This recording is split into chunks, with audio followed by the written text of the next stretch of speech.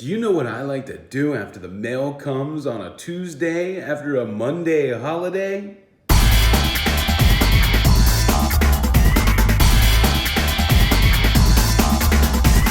Man, I like to look at some baseball cards.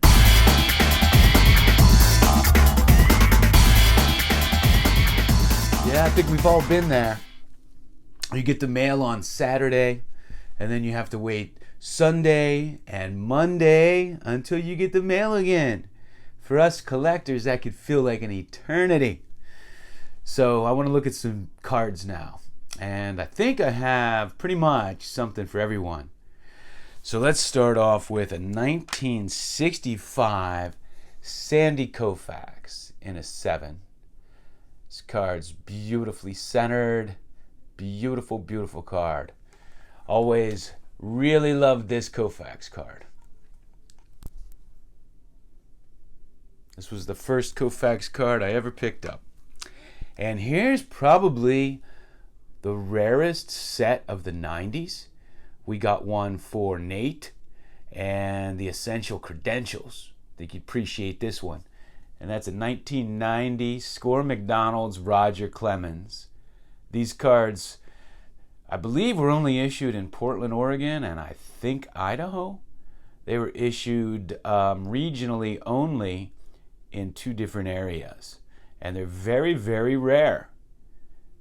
So not all 90s cards were mass produced.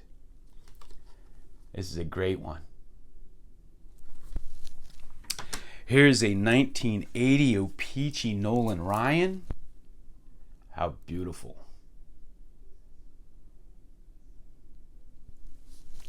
And here's the Reggie Jackson.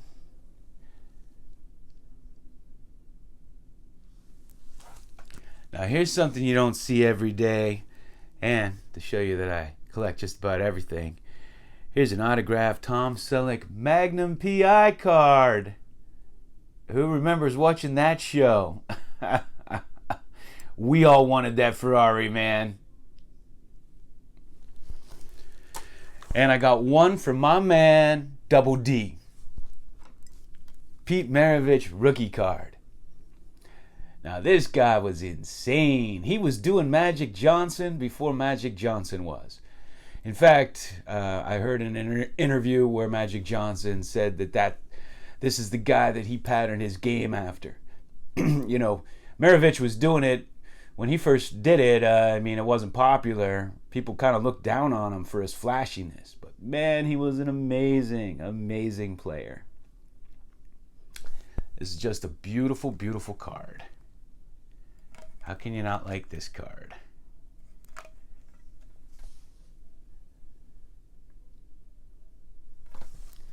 And here's another very, very rare one. And this is a 1974 Decal Edge test set.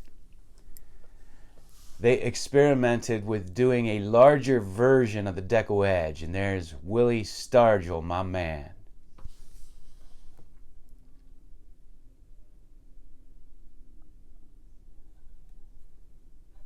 How beautiful is that one?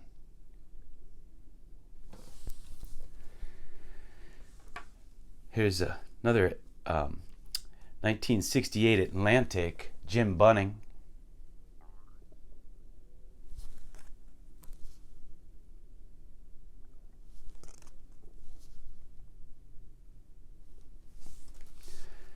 Here's Cy Williams. This is an old strip card. What is this? W560, I believe. These are blank back.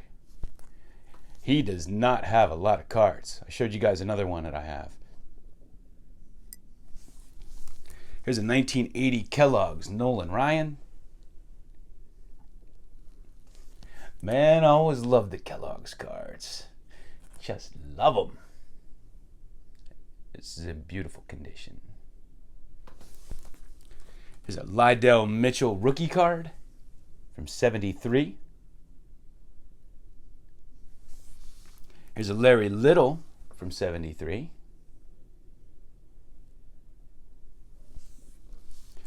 Picked up these two 1951s to add to my set. I'm actually not familiar with these players. Just had a chance to grab these inexpensively. And I work on all my sets a little at a time when I can find something. And how great is this 35 Diamond Stars Blondie Ryan? Great, great card. That's what these look like on the back. I did another video a while back on this set, because I have the wrapper and I have some great cards. And then we have this Gene Mingo 61 Fleer. It's a halfback, played on my Pittsburgh Steelers later on in his career after this. That's a beautiful card. Look at that thing.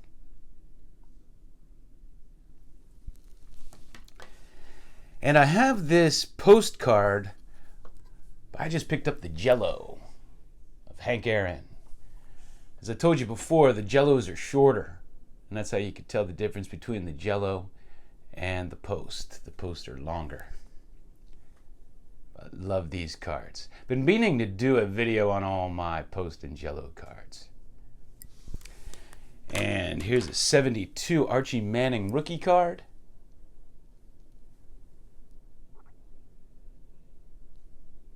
Good quarterback on some horrible teams.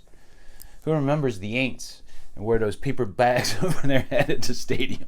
Always got a kick out of that. And here's an autographed Alan Trammell disc. That's what these look like on the back. Although when it's autographed, who really cares about the back, right? Here's an autographed 83 Donruss Jim Palmer.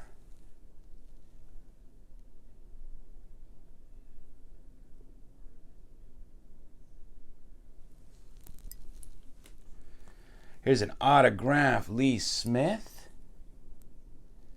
He was such a good pitcher. So was Jim Palmer. Here's a glossy Willie Wood.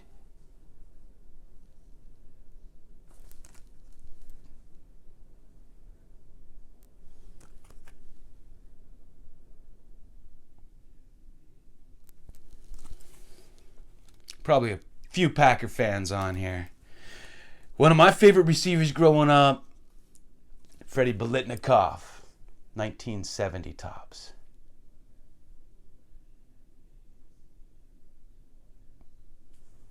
Loved watching him and Cliff Branch, man. Probably mentioned that 3 other times. Leroy Jordan. Any Cowboy fans? Probably Mike. And here's a Bobby Mitchell, and I found this interesting because, you know, he was a running back, but he's listed here as a flanker. And I don't know the story with him, if they turned him into a flanker later in his career, because I know he came up as a running back. He was a good one. And Billy Sullivan. This is from the 61 Fleer Great Set. And he was one of the greatest defensive catchers in history. Not a very good hitter, but one of the best defensive hitters in history, and he doesn't have a lot of cards. I did show you guys one of his more rare ones a while back, but I grabbed that up for my Fleer set. And Jackie Smith. You know, everybody remembers him for that ball he dropped in the Super Bowl against the Steelers. And it's really sad. It's kind of like Bill Buckner, that's what they're remembered for, because they were both great ball players. And they don't deserve to be, you know, go down in history remembered for one, you know, error that they made at one particular, you know, key moment. But this is a great card, him reaching down for the ball. I mean, how great is that card? And I have this set, but I don't have these inserts, so I picked up one. I'm going to try to grab the rest. And this is from Fleer Platinum. What year was that? Something like 2002, I think. the regular cards are just beautiful. I have them stored in another location. I have a binder with the regular set, but these were some inserts. They also did these inserts for baseball, and I have a bunch of those as well. But there's a Kobe. And then, I got some, I got 1984 Pittsburgh Pirates team set here. So here's the sticker. Greg, you'll like seeing these, I'm sure. Jason Thompson. After Willie Stargell, Dave Parker, and everybody left, he was actually our home run hitter. At least one of them. Him and Jim Morrison. Next guy I'm going to show you. And he had at least one, maybe two really good years with the Pirates. He was fun to watch. Didn't have many good years. And Jim Morrison, he played third base, and he was one of our only really good players at the time. We had kind of a bad team back then. And Gene Tennis came to us late in his career. And Kent Tovey. And my man Johnny Ray. And Tony Pena. And Dave Parker. And, I remember him, Larry McWilliams. And this might be the only baseball card you ever see with a guy holding his baseball card. Isn't that a cool one? He was a good pitcher. Oh, and my man, Mad Dog, Bill Madlock. They're all my man, huh? Jim Bibby, loved him.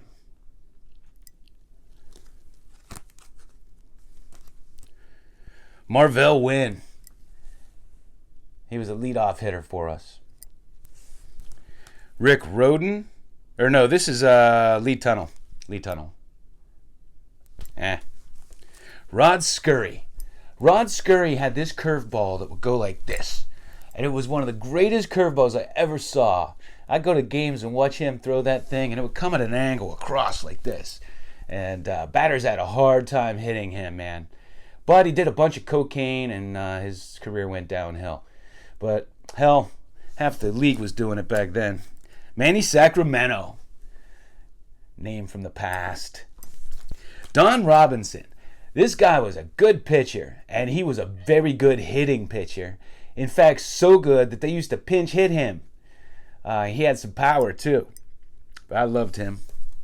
Rick Rhoden, another good pitcher, and he was also a great golfer. Probably, if you... we're from back then, you might have seen him in a lot of Pro-Am tournaments, but he was a very solid golfer. Lee Mazzilli. Who remembers him?